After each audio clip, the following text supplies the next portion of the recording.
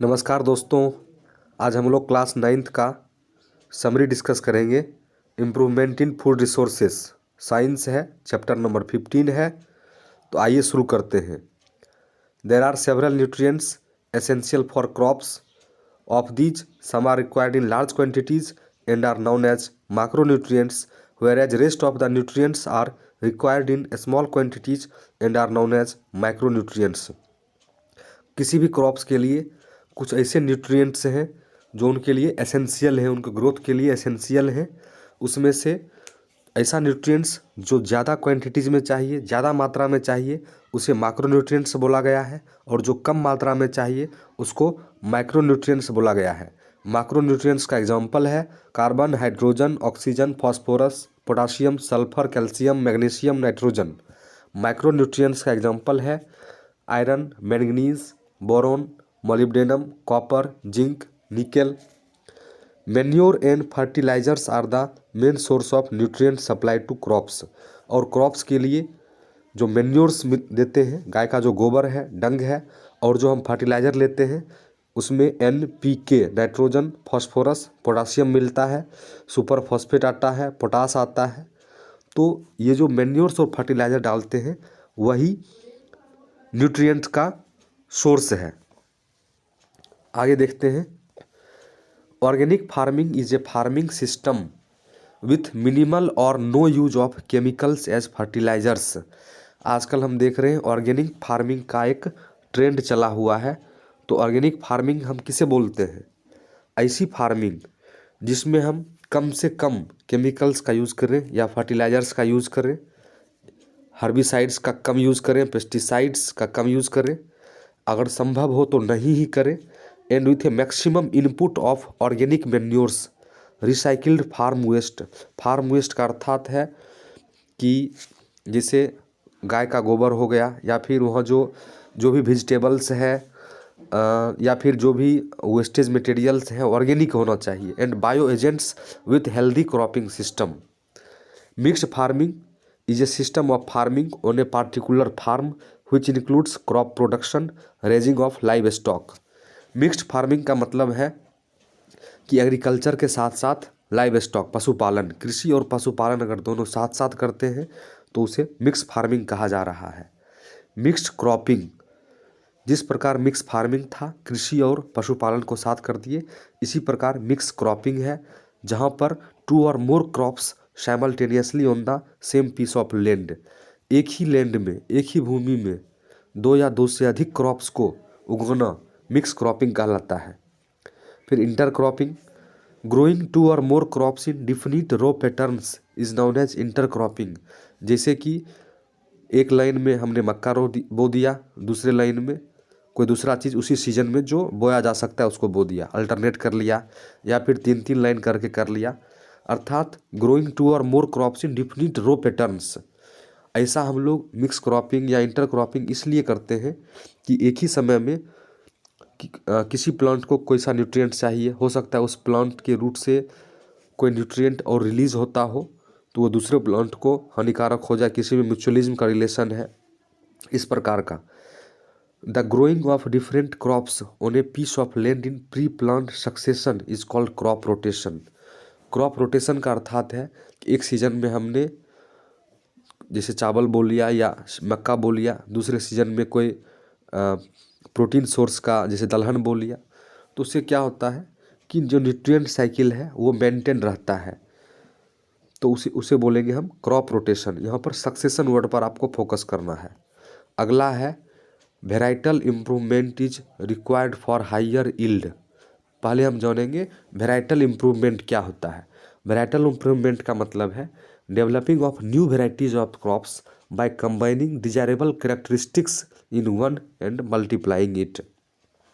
एक नया वेराइटी को डेवलप करना, जैसे कि कोई प्लांट है उसमें डिजीज रेसिस्टेंट है, मतलब बीमारी नहीं हो सकता है, ड्राउट रेसिस्टेंट है, मतलब सूखे क्षेत्र में भी हो सकता है। दूसरा प्लांट है उसका यील्ड बहुत ज़्यादा है, उपज बहुत ज़्यादा है, लेकिन सूखा में नहीं हो सकता है, वो रोगग्रस्त हो जाता है। तो हम ऐसा चाहेंगे कि रोगग्रस्त भी ना हो, सूखे में भी हो जाए और यील्ड भी ज़्यादा हो। तो उसी को एक उन दोनों को मिलाकर एक नया वैरायटी डेवलप करना को ही बोलते हैं हम varietal improvement. Varietal improvement is required for higher yield, सही बात है। गुड क्वालिटी, क्वालिटी भी अच्छी होगी। Biotic and abiotic resistance, biotic means हुआ वहाँ के जो लिविंग चीज़ से संबंधित है। Abiotic resistance, shortening the maturity duration, maturity duration को शॉर्टनिंग का मीन्स कुछ प्लांट्स होते हैं जिनको मैच्योर होने में बहुत वक्त लगता है, कुछ प्लांट्स हैं जिनको कम लगता है। अगर दोनों को कंबाइन कर दे तो हो सकता है कि इंटरमीडिएट लेवल पर वो मैच्योर हो जाए। वाइडर एडेप्टेबिलिटी, पहले था कि ये सिर्फ और सिर्फ ठंड क्षेत्र में हो सकता है। कोई प्लांट है जो सिर्फ और सिर्फ उसे ऐसा सॉइल चाहिए, ऐसा सॉइल का पीएच चाहिए, ऐसा न्यूट्रिएंट का लेवल चाहिए, तो उसको हम मल्टीप्लाई करके इस प्रकार का प्लांट बना रहे हैं जो कि किसी भी एक wide variety of pH, wide variety of soil, wide variety of water availability, seasons, temperature इसमें हो जाए, एंड डिजायरेबल एग्रोनॉमिक कैरेक्टरिस्टिक्स। और जो भी प्लांट में हम मैनिपुलेट कर सकते हैं इच्छावार के लिए, इच्छावार पैदा के लिए। Farm animals require proper care and management such as shelter, feeding, breeding and disease control, this is called animal husbandry. Animal husbandry का मतलब है जो भी फार्म्स एनिमल हैं, गाय, भैंस, बकरी, घोड़ा, जो भी है, उनका एक proper care, management, proper care.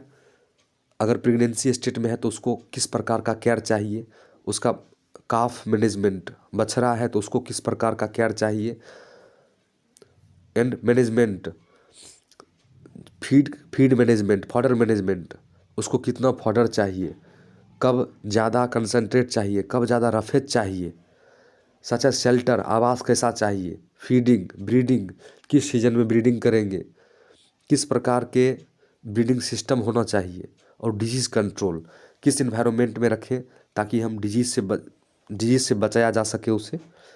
उसी प्रकार poultry farming is done to raise domestic fowls.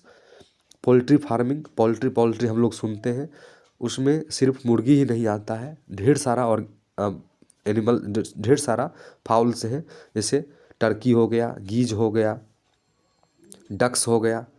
तो अलग अलग नाम, टर्की फार्मिंग देते हैं, गीज फार्मिंग दे देते हैं, पैट्रिज फार्मिंग देते हैं, क्वेल फार्मिंग दे देते हैं। तो poultry production includes egg production and broiler production for poultry meet. अगर एग प्रोडक्शन जिससे होता है उसको हम लेयर बोलते हैं, एंड जिससे मीट होता है उसे हम ब्रॉयलर बोलते हैं। To enhance poultry production, cross breeding is done between Indian and exotic breeds of variety come improvement.